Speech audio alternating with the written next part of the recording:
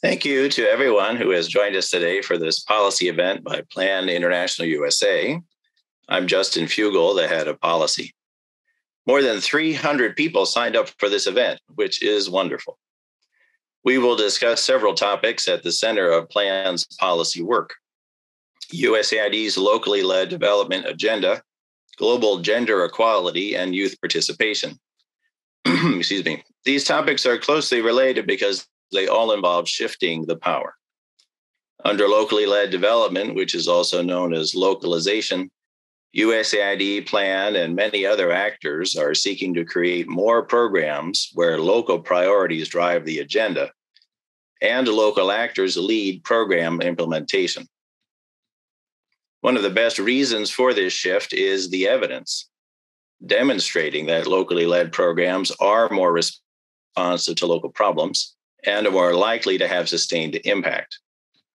As USAID's Michelle Sumilla said yesterday in a hearing at the House Foreign Affairs Committee, this approach makes smarter, more efficient use of our resources and investments by ensuring that the communities and leaders we work with are able to own and sustain development advances long beyond our assistance.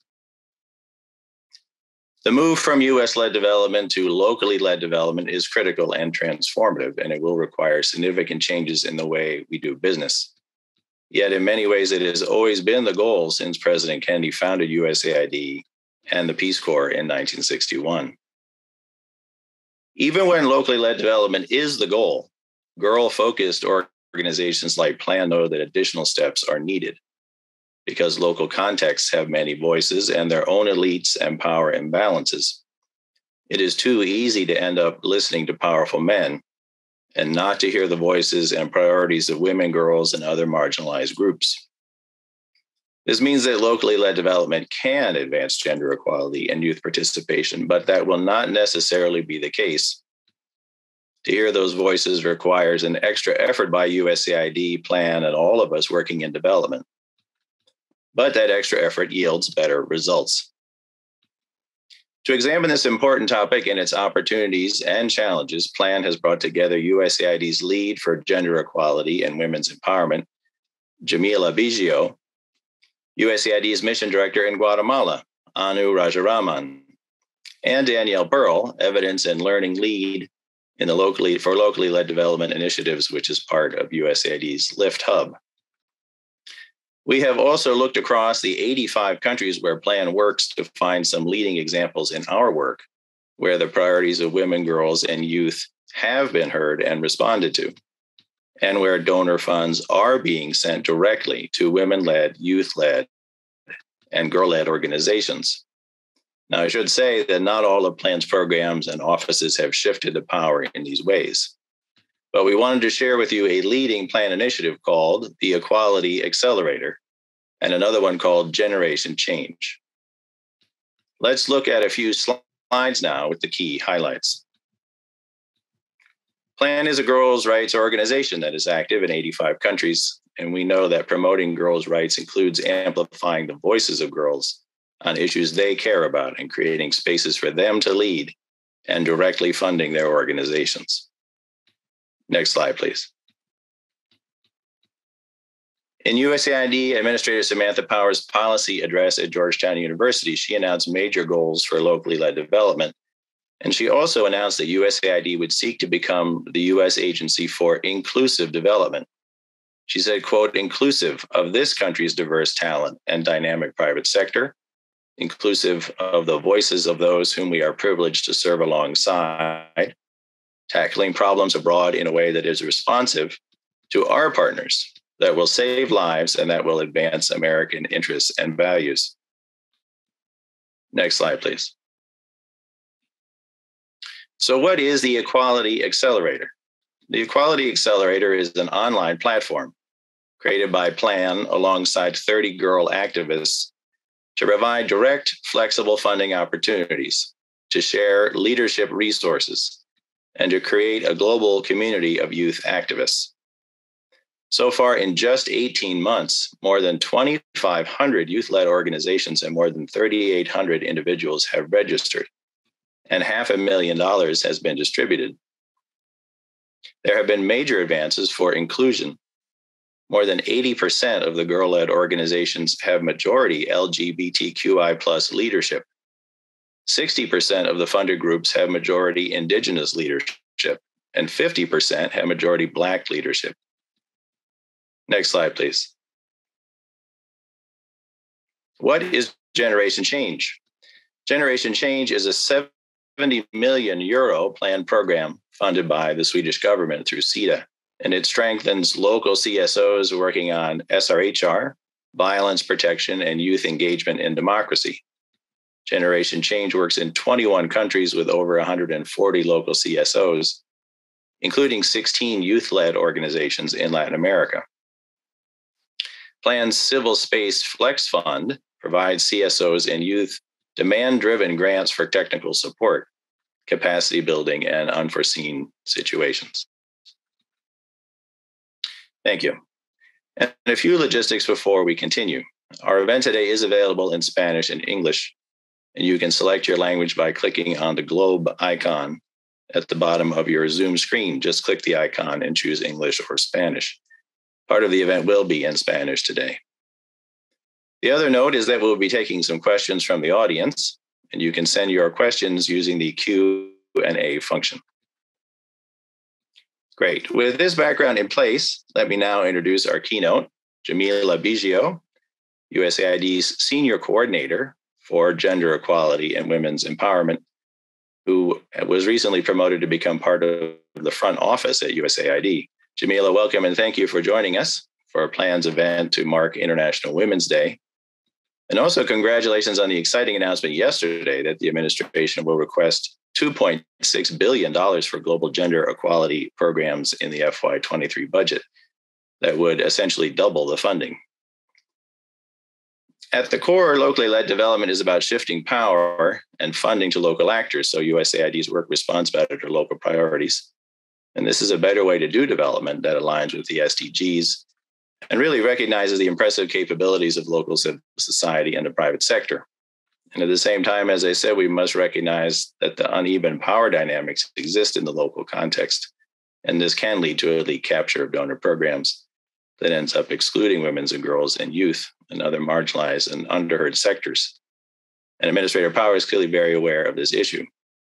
So what is USAID's plan to use locally led development to advance gender equality and youth participation? Thank you so much. And thank you so much for hosting this event and conversation. It's such an honor to be with you in this and with everybody in this conversation.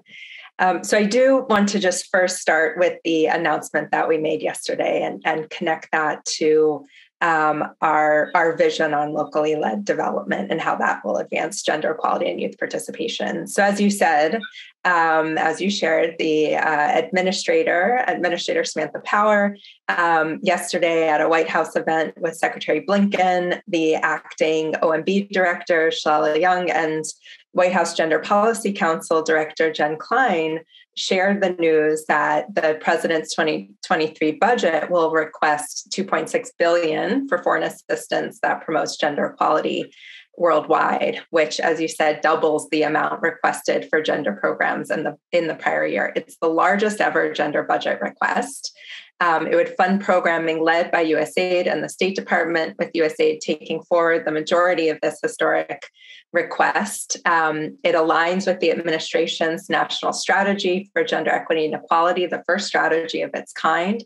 And it also supports a pledge that Administrator Power made in last November, during her new Vision for Global Development speech, in which she promised to double USAID's gender equality investments. And this all directly relates to your question, because as USAID programs these specific resources, we're committed to put local women and girls at the center of that work, recognizing that by partnering with women-led organizations and companies, that USAID can build safer, healthier, and more prosperous communities, while at the same time strengthening the local capacity to continue the work long after USAID's support ends.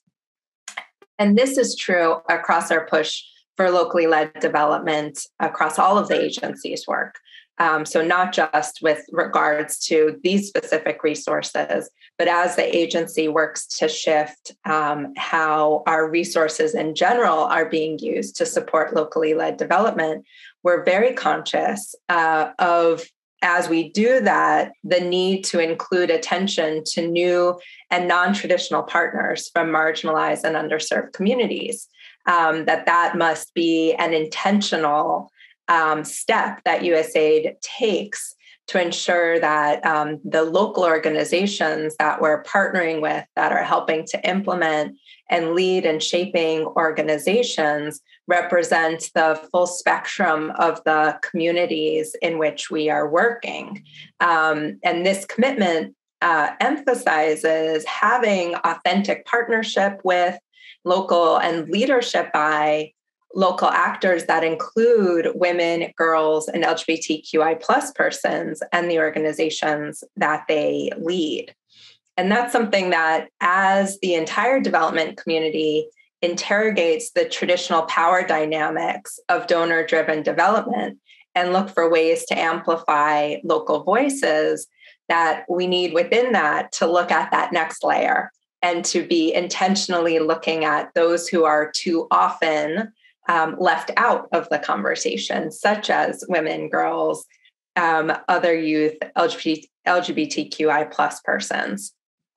And so as we drive forward our work to hit the targets that the administrator has set for us of channeling at least 25% of our funds to local partners within 4 years, of building local voice into 50% of all of our programs over the next decade, we will have this intentional focus of looking at new and non-traditional partners from marginalized and underserved communities and centering them in that work, because we will not be successful if we have hit these targets and are excluding women, girls, youth, LGBTQI plus people, and the organizations that they lead, and that is something we are very conscious of. And so, as the agency develops our localization reform agenda, as we really look deeply at what the organizational change management process is needed to achieve these targets, we recognize that it's not just about getting the resources to the local actors. It's thinking about what are the other ways that the agency can have a more facilitative and supportive posture, how we can shift the power dynamic in our relationships, how we can devolve more decision-making to the hands of local development actors. And again, doing that in an intentional way to ensure that we are reaching women, youth, LGBTQI plus people, and other leaders and organizations who are at risk of and have too often been excluded from decision-making tables in their own countries.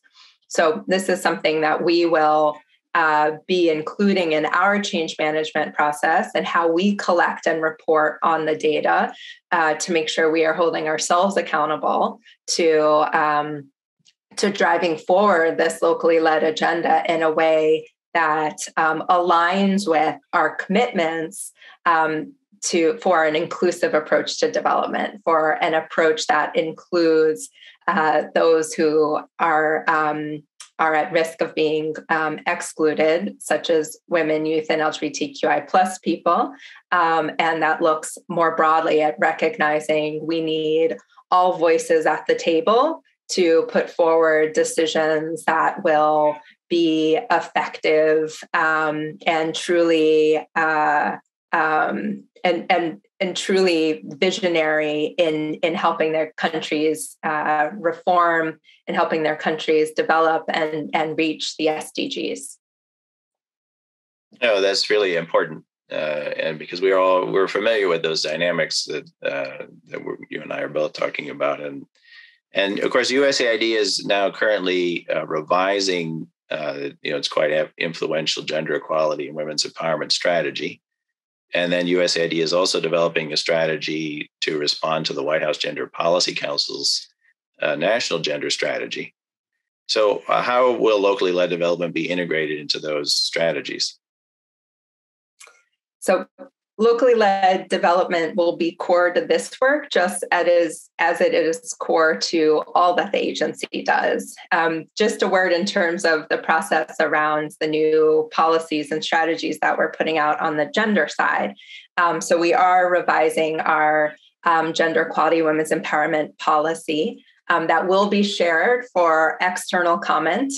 So please, to all of our partners, stay tuned for that. We welcome your review and inputs, and know as well that as we are revising that policy, we are also drawing on the inputs that were shared from the external review of the current policy, the policy that went into place January 2021. So we are drawing on any comments you may have shared then and bringing that in here. And one of the areas is really that we are looking at in that revision is attention to and commitment to locally led development as an important anchor for our work, because we truly recognize that to achieve our goals on gender equality and women's and girls' empowerment, we must put local women and girls at the center of our global development or our humanitarian work. And that as we look, for example, the work that we are looking to do to address gender norms and inequities as they impact women and girls, men and boys, and individuals of other gender identities, it is core there too that we are partnering with local leaders and organizations to advance that work. We, very much recognize that that it is with their insights and with their leadership that is the only way we will be able to reach the goals that we have set. I'll also note that, as I say that part of that recognition is that we need to both shift funding and resources, decision-making, implementation priority responsibilities to women-led and LGBTQI+-led and youth-led organizations and businesses to actually be able to have sustained development outcomes. So again, that's going to feature within the revision of our policy on gender equality and women's empowerment. You also brought up the White House Gender Policy Council's National Gender Strategy, and to lay out how we're implementing that. The White House has asked, rather than us lay out the strategies, will include specific goals. So specific goals that departments and agencies want to achieve to take forward the vision of the strategy and what the reforms are internally that we might need to take to achieve those goals.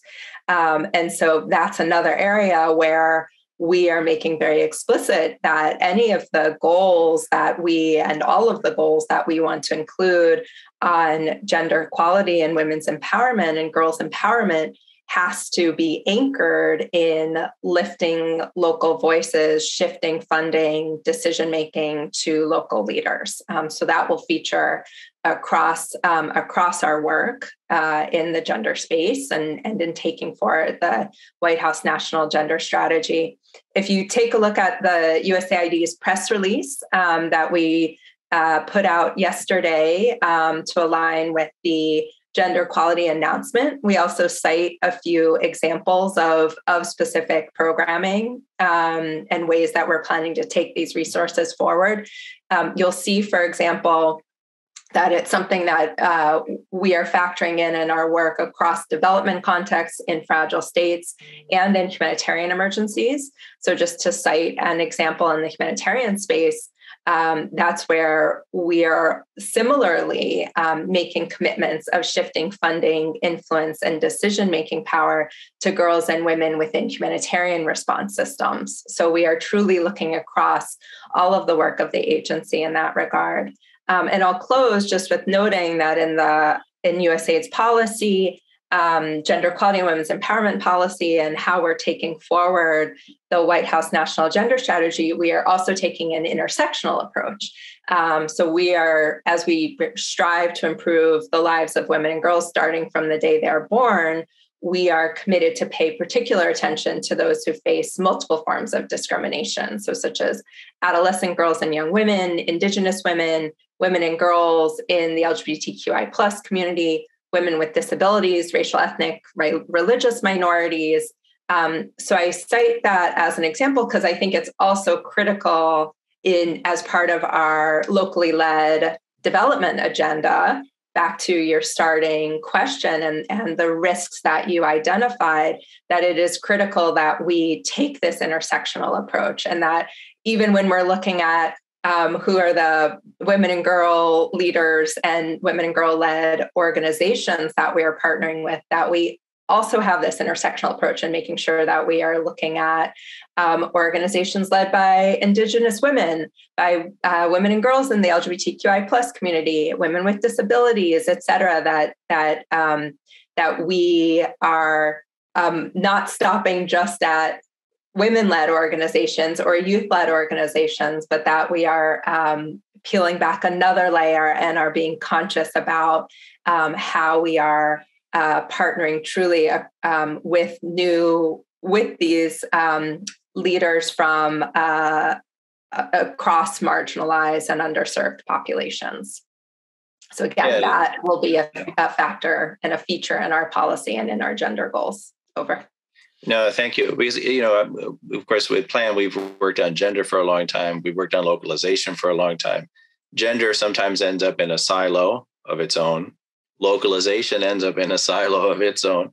And so this integration that you're talking about is very exciting. And it's continuing along the same theme. My other question is really how you're working as a senior coordinator, because now we've heard before about there's going to be a localization playbook. There are going to be, a number of instruments to help localization roll out across the agency. And again, we'd like to see gender integrated into those as well. So that's sort of my other question is how, now that you're sitting in the front office, it seems to be a wonderful opportunity to do more of that integration, perhaps. It is. It certainly is. And definitely happy and thrilled to be able to use my platform within the agency to do that. And at the same time, the agency's and the administrators' commitment to gender and inclusive development means that is work that all of the agency is taking forward. And so as we pursue our locally led our reforms around locally led development, it is critical that process is taking on board and integrating themselves and see kind of the importance for the efforts that they are leading, that they center attention to new and non-traditional partners, that they center attention to underserved and marginalized populations. Because as I said, if we are pursuing locally led development and end up reaching only elite groups, local leaders and elite local organizations, then that's not achieving the vision and goals that the agency has set forth. And we collectively recognize that.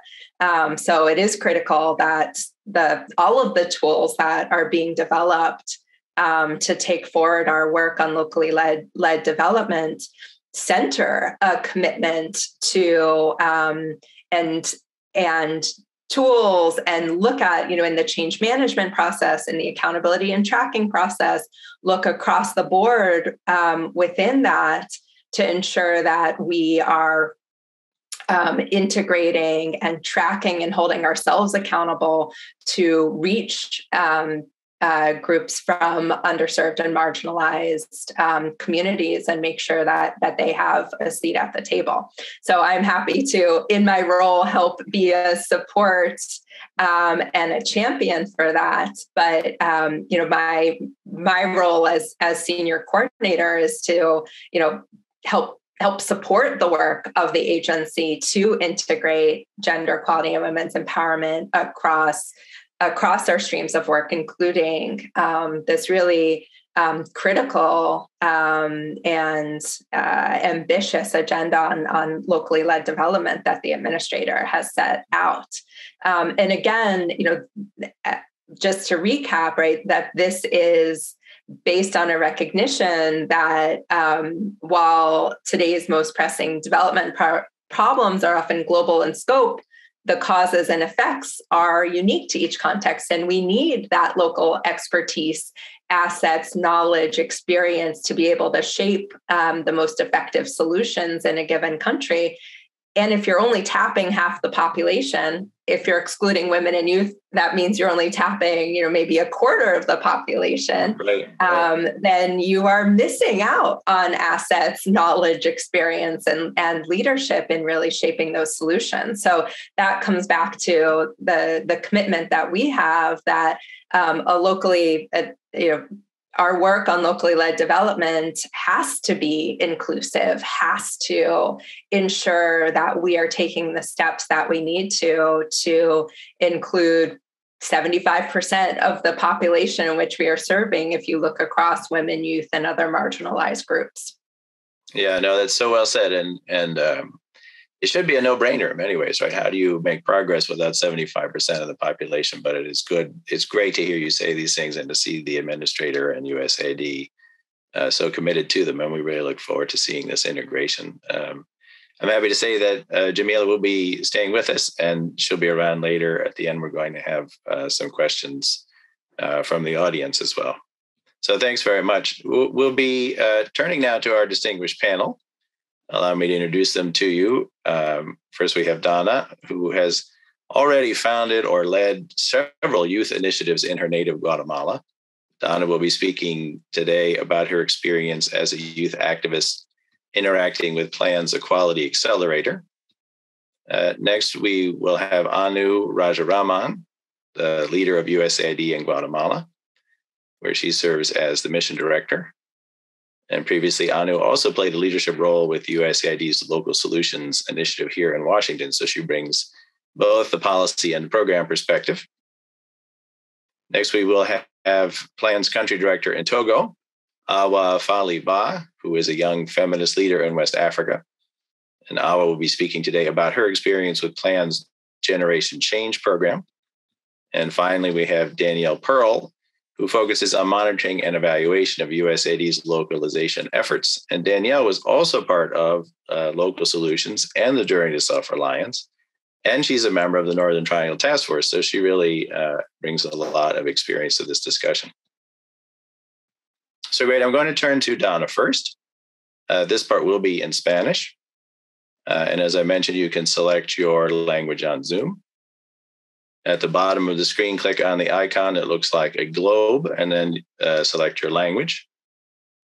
Okay, we're going to switch to Spanish now. Buenos días, Donna, y gracias. Está en vivo y directo desde Guatemala. Good morning, Dania, and thank you. You are live and direct since Guatemala. As we've heard, you are a true leader in the present and not only here, but in the future. Since 16 years old, you already participated in the national campaign in Guatemala that managed to change the marriage law, increasing the age to 18 years old. And you're also an activist in public campaigns to inform people of their department about the change of law and the need to stop getting girls married when they were minor. And the campaign, it's called Marriage is Not My Only Option. Besides, you have been part and lead groups of youth, very effective, and this is impressive. And to start, tell us more about the priorities of the girls, teen girls in Guatemala as well today. Hello, nice to meet you. I'm Dana, and I am very excited for being here. I think that it is a very good opportunity for the young and the girls and teenage girls can view and get to understand that we have a potential and a leadership. I want to start mentioning that Guatemala is still has a very strong context and complicated for the development of the girls and teenager girls.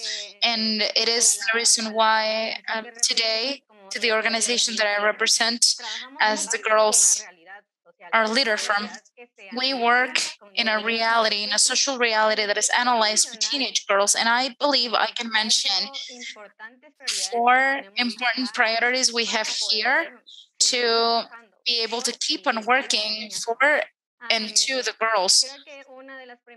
I think that one of the first ones could be inform and visualize that we still have problems, that we still have a lot of context and social practices that limit us to have a dignified development. And we need the state to take as a priority the vulnerability that we have. Sometimes it is very little or the help is very limited and the priority to the problems for girls. So it is necessary that we can view that. Another of the priorities that it is important to mention is the having the participation spots not only to be heard, but to be taken into account in the decision making and for them to be solutions adequate to our context. Not only that they are just adequating or thinking about a solution since an adult perspective, but since from our perspective, from girls and teenagers, also we consider that it's extremely important that we have specific spaces for teenage girls when they can form, when they can analyze their context, when they can speak. Because these spaces are very essential. They give us a great opportunity to keep on learning between us and to be able to propose solutions since our own experiences. And at last, I think that one priority that we are really working on here is that we can view our potential leadership and to be taking as teenage girls and youth with rates. Yes, that is true. And excellent job that you're doing. And we also know that the groups of young girls need financial funds to be able to sustain this incredible work. And we've heard that the funds that exist are not very accessible or French, to groups, especially for those groups that are not registered. And we know that last year, 2 groups received groups from the platform called the Savior of Equity. So we wanted to ask you, how are the barriers that impede to receive funds to you, and what was the difference working with this program? Thank you. Well, just if I'm talking more than the allowed time, you can tell me. But yes, I think that there's a lot to mention related to how we can obtain the funds for the youth. We can mention that there's a lot of centralization to the funds. Sometimes there are not a lot of resources to work in the rural communities. And then it's something that we're working on really hard. And of course, because a lot of times the requirements to apply for a fund, it's that a group it's registered legally. And over here, well, as you know, the process is completely very, very complicated, very long, full of bureaucracy. And so it is very complicated for us to be able to be registered legally. So I think it's something that limits us very much to be able to get funds. And of course, because there are a lot of plans within our plan work, there are a lot of strategies, a lot of ideas as well, a lot of lines of actions that we consider that are timely to be able to work. But without funds, as we mentioned before, we cannot do much. So it is very important for us like the network to be able to look for opportunities where we can be autonomous. In this case, a great example can be Accelerator of Equity, which is a process that is very productive. And I think they gave us the opportunity to be able to use our autonomy as such. We had the companionship of Plan International here in Guatemala very continuously, and I think it's something that we always expected, the possibility to have people to be with us in that process, in the implementation of actions. And it was something that it is very positive to be able to work with the Accelerator of Equity. We received a fund to implement the campaign over here locally to get the Decree 13 2017 that speaks about the minor age to get married is 18 years old, talking about girls and men, and people don't know it. And I think it was a very recognized action, very satisfactory for us, and I mean, teenage girls, because everything was built since the graphic line, since the phrases, since the information, since the construction of the materials, and especially in this case, to be able to get this decision and have that autonomy to be used to make use of the funds. So there's a lot to mention, but I think it is very important for us that the initiative can be taken into account. I mean, for the youth and young groups of people as a priority, for it to be taken into account of our own community roles, community. And what suggestions would you have for other donors? Like, how could you improve the way you work with the young women to move forward with their priority? I have 5 important points that I think are essentials to have a productive work. One is that normally when we receive funds, a lot of times we don't know the donors. We don't know who are behind, an email or who's behind the screen. So something that we recommend a lot is the peer work, work with companionship or technical support, where we can have people that can support us in all of the implementation process of the project. Also, we consider that it is very important to be able to emphasize that we are working with the girls, teenager girls, and to create awareness and safe space. It is very fundamental. And the equity work, the equity treatment, we've been having a lot of experiences in which adulthood is really centralized, and the bureaucracy and its processes that really make us feel down. That's why we mark a lot what happened with Accelerator of Equity, because it was a companionship process in which we were able to do our actions, create more actions between that companionship that was done. And I think that's why I'm here, right? With all of the companionship that was done, all of the actions taken, and also to take into account our participation. The people that is with us also want to potentialize our leadership and want to make new leaders. That is excellent. And I think that also something that is also important to mention is about the equity that I was mentioning as well, because they have to see us as people that have rights, who can have the potential to create a lot, to have a leadership, to organize, right? And I think that is something that we do since the network over here in Guatemala. The network that girls are leader from create a lot of opportunities to be able to centralize our work in the norms that protect our rights, the compliance and promoting of the same rights. So it is a job in which we cannot include only adults or kids, but it's a continuous work in companionship. It's a work that it's expected for us to have support and also the autonomy that allows us to make decisions in all of this process of action implementations with funds or with funding. Yes, true. It is needed. I mean, the 75% we were talking about with the coordinator you said. Thank you, Donna. Good luck. And we're going to change to English again. Yes.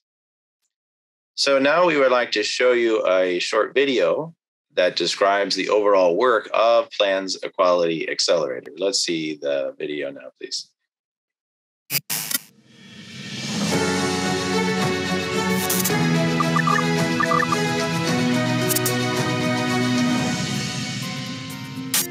Equality Accelerator is a community of young activists working for gender equality. The platform connects young people to a network of peers, flexible funding opportunities, tools and resources to learn. Less than 1% of the international development funds goes to women-led organizations, and even less goes to girls-led organizations. Young people, and particularly girls, have facing a lot of barriers when they try to find some funds and access some funds. That's why we thought about a solution together with young people. And the platform has 4 functionalities. One is a searchable database to try to find flexible funds. The second one is a flexible fund mechanism.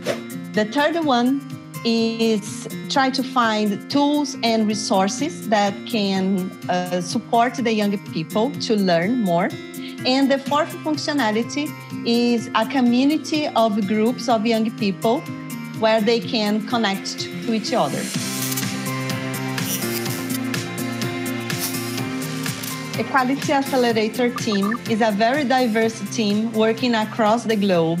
We are different professionals working development, design, and we are grounded in real co-creation with young activists, particularly girls. What makes us unique is that we work with a girl-centered approach, and because this is the first initiative of this kind. We are in a pilot phase now, and we have received very positive feedbacks. Our wish for the future is to connect donors, not with us, but with the young activists. And our dream is to scale up this project from Guatemala and Brazil to all over the world. So if you were touched by this story, please contact us, and we will be happy to share the opportunities with you.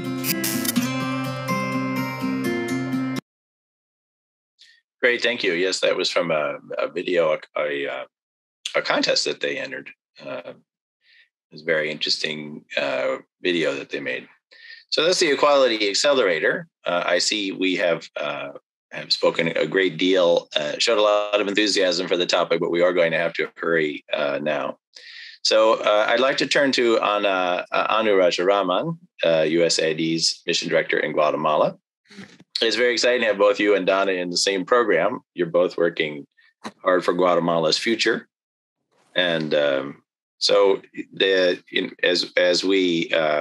as the bill now has advanced through Congress, we're very close to having Central America Local take a big step forward. And so let's talk about how Central America Local will support Guatemalan civil society to advance gender equality and youth participation. Welcome, Anna. Thank you very much, Justin. I'll just including me in this event. Justin and I, you know this, Justin, we've been in touch for many years as we've both worked on different initiatives that advance sort of our local ownership and localization objectives, USAID Forward, Local Solutions, Journey to Self-Reliance, and others. And I've always benefited immensely from your wisdom, your ideas, your frank feedback. And so it's great to have this chance to be here with you again, as well as all of the other very talented panelists and guests as well.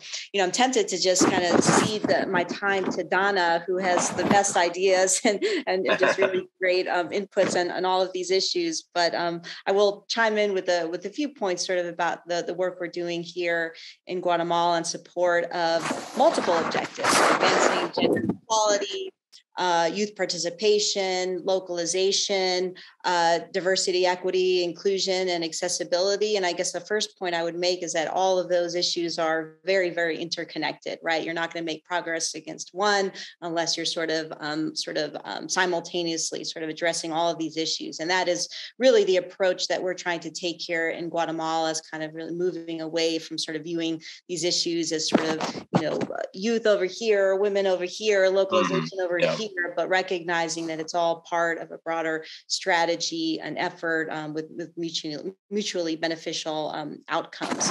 So specifically around Centro America Local, we're very, very excited here in Guatemala about this initiative. I think it speaks to sort of our strengths as an agency, brings us back to our roots as an agency.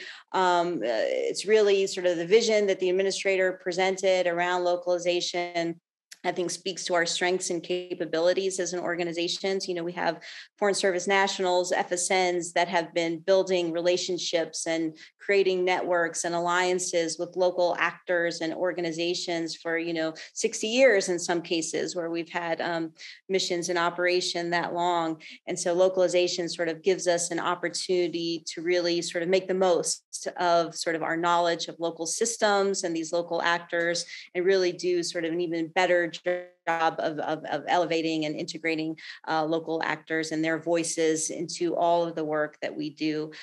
Just to give a couple of specific examples, our country strategy here for the first time, we finalized it 2 years ago, prioritizes 3 populations. So Indigenous peoples, women, and youth. And so why? And the reason is clear. Donna knows this. She spoke to this a little bit. Guatemala is one of the most unequal societies in the world by any measure. Around half of the population is Indigenous, but that population lacks agency, lacks voice, lacks influence, lacks decision-making power. And the same is true of other underserved populations: youth, women, LGBTQI populations. And so our strategy here is really focused on prioritizing the creation of opportunities for these groups and sort of bridging those divides. We recognize that, sort of being effective requires changing our operational model, changing the way we work. And so this is also, I think, a key element that we love about Centro America Local, is that it's not only focused on sort of the programmatic side, like what our programs should be doing, but also operationally how we need to evolve and change as an agency to be more effective. And so, one of the things we've done here, which is very much supportive of our localization goals, and as part of sort of Centro America Local, is we have an Indigenous peoples engagement strategy. And this was developed under the leadership of our outstanding Indigenous advisor, Akbe Jimenez. The goal of this strategy is to evolve our relationship with Indigenous peoples. And I think the same is true for all local actors, but moving away from this sort of aid donor recipient relationship where we design, our programs in a box, and then we've got these beautiful scopes of works and PDs, and then we sort of go out and sort of ask people to be our beneficiaries. Like moving away from that model and really sort of beginning, step one is sitting down with communities, with individuals that stand to be impacted by our programs, together talk about their vision, their priorities, and then think about how USAID can be supportive in helping local actors advance their own agendas. And so our Indigenous Peoples Engagement Strategy provides sort of a vision around that. We're also rolling out specific tools and approaches to be effective in that implementation. And so, for example, we are introducing a new analytical tool that is sort of providing intersectional analysis as it relates to the gaps and inequalities, barriers that these underserved populations face. make sure that we're asking the right questions as we head into that sort of activity design phase. And so it's a new tool. It'll be sort of a requirement across, all of our new designs. And then just quickly sort of to point to a sort of a new design where we are sort of, walking the talk in this respect is that the activity is called KEM. KEM is a Mayan word that means like weaving, to weave. And the purpose of KEM is to work with local actors and organizations, build their capacity to sort of manage, development initiatives on their own. And this new initiative has given us an opportunity to test some new design and procurement approaches. So for example, often, in previous sort of USAID procurement approaches, if you didn't make the cut, you would just kind of get that rejection letter and that was the end of the conversation. But under this new model, we're, sort of proactively providing feedback. So if you didn't make sort of the cut for, funding or whatever it is, we provide, detailed feedback. We can do that verbally. We can do that in writing so that there's also kind of a capacity building and learning component here for all organizations that maybe will set them up for success in the future. And of course, that also helps us build and maintain relationships with these organizations, even if it doesn't turn into a direct funding relationship. We're also using sort of moving away from sort of the pure paper-based application forms, and we introduced sort of a new digital form, sort of making, again, sort of our processes more accessible. We've used radio ads in both Spanish and Mayan languages to share information about new award opportunities. We have a new space on our website specifically targeting sort of local actors and highlighting partnership opportunities. And so the purpose here is really to kind of reduce those barriers that many local actors and organizations face and sort of looking for ways to partner. I'm going to use this I'm going to quote one of our amazing colleagues, Bruce McFarland. It was a drop the mic moment when we had an internal USAID meeting where he said, we don't need to teach people how to do business with USAID. We need to teach USAID how to do business with the rest of the world. And it was 100%, right? And so a lot of what we're doing is training ourselves how to do a better job of reaching out to local actors, to learn about our work, and then to share sort of the various ways that they can partner with us. Over. No, thank you, Anu. Yeah, it's so exciting, and there are so many more things we could talk about, but we are unfortunately running out of time already. So let me skip ahead to Awa Faliba, Plans Country Director in Togo. And we want to talk a little bit about Generation Change. As we mentioned earlier, it's about a $75 million program. It works with 140 civil society organizations. And Togo is among the 21 countries. So Awa, just in a few minutes, tell us how Generation Change is working to support local civil society in Togo. Thank you very much, Justin. Just allow me to say how excited I am to join this panel and have this conversation, and take the opportunity also to say my congratulations to USAID for the commitment to gender equality and localization. I think it's the right way to go if we want to make critical change around the world. So in Togo, Generation Change started some years ago. And we have now around 4 programs going on with this approach of civil society strengthening around child right governance, around gender-based violence, around government accountability, but also organizational support to CSO organization. As you may know, Togo is a little country in West Africa, but very interesting one, where in terms of civil society, some issues remain sensitive when it comes to pure policies and governmental alternance. But also the paradox is that there is a lot of openness when it comes to certain issues related to gender, women leadership. And it is one of the countries where we are very proud to say that there is women at top management in the government. 1/3 of the government is led by women. So it's kind of a momentum here in Togo when it comes to the gender issues, and a lot of openness. Here, first of all, having this localization approach, and through the Generation Change project, one of the elements I would just like to, for the sake of time, focus on few elements that makes the difference here is first that we go on the principle that we recognize local initiatives, local movements, and local organization, and all the dynamics that are around women and girls and their supporters as being part of the solution. They are bearing the solution. They know the challenges, they know the difficulties they are facing, and they know how to solve it. So we do have a catalytic role in our collaboration and ensure that it is really co-creation, that the 20 plus organizations, civil society organization, including youth-led, including girl-led organization in all their diversity, are part of the design and the reflection and the action when it comes to project development and implementation. And that is really core to us.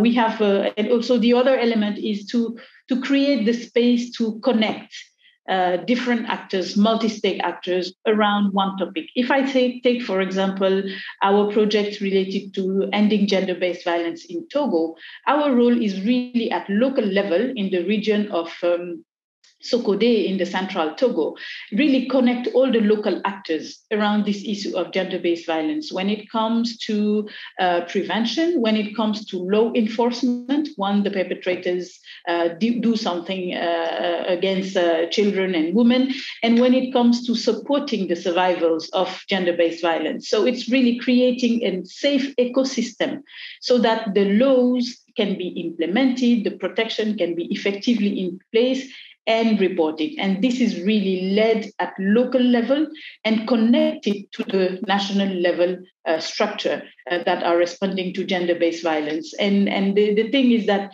it enhances the local ownership, because it really responds with people from the community to the difficulties that people are facing.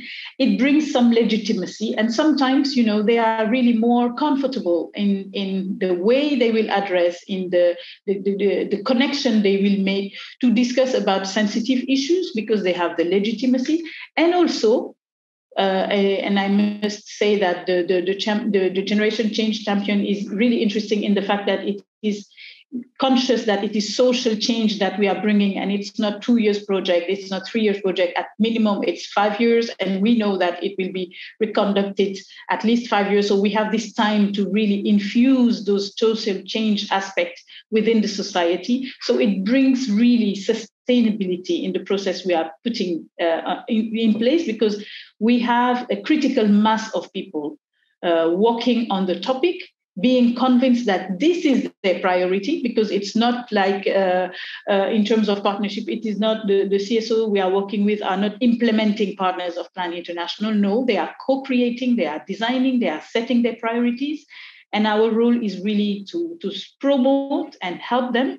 And maybe in different elements, what we are bringing again is our hands-on support on the methodology, is to help them to understand the issues, is that to help them to understand the mechanisms that are in place, and also learn from our own how we better adapt to those realities. So I think the Generation Change, that is how we are implementing it in Togo, really putting at the center of the work the civil society organization, being those who are leading the way, being here in terms of support, being here in terms of building bridges between them and different authorities, because I say you sometimes it's easier for an organization like us to really open the door and create the space for them. But all the content, the how, is really led by them. And also the other aspect is that strengthening them in terms of internal governance, in terms of internal democracy. And we believe that this has an impact also in the overall demand of democracy within the country. So maybe in a nutshell, that's what I would say. Great. Thank you, Awa. Thanks very much. And I'm sorry we don't have more time to go into that further. Danielle, let me turn to you here at the end. And we've had a very rich conversation, of course, and wonderful commitments on the part of USAID to integrate gender equality and youth participation and locally led development. We've heard some examples of how this is being done. And of course, you focus on metrics and evaluation. And I understand that USAID has decided not to set quotas for local funding flowing to women-led, girl-led, or youth-led organizations, right? There'll be the 25% goal, but not no like sub-quotas. But are there plans to monitor how gender equality and youth participation are advancing under locally led development? And so what is some of the initial thinking? Sure. Justin, thank you. I'll try to buzz through this as quickly as I can. So locally led development approaches that Jamil and Anu referred to earlier, these are relevant across all different development sectors and kinds of programming. So part of that approach is engaging a broad set of stakeholders, especially those who are normally left out, such as women-led, youth-led, and other organizations rooted in groups and communities that are marginalized. So we also need to be measuring progress toward greater local leadership and sustainability in tandem with the other development outcomes that we're trying to achieve together. So when we're monitoring the performance of our programs, USAID's existing methods of monitoring progress on gender, on youth empowerment, and others can be complemented and enriched by also using measures that are related to locally led development.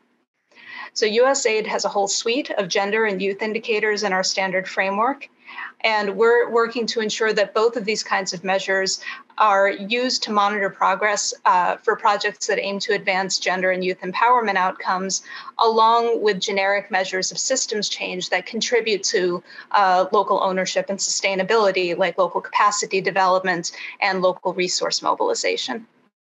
So in terms of localization, one of the really exciting things about locally led development is its focus on shifting power dynamics, which is very closely aligned with principles of diversity, equity, inclusion, and accessibility.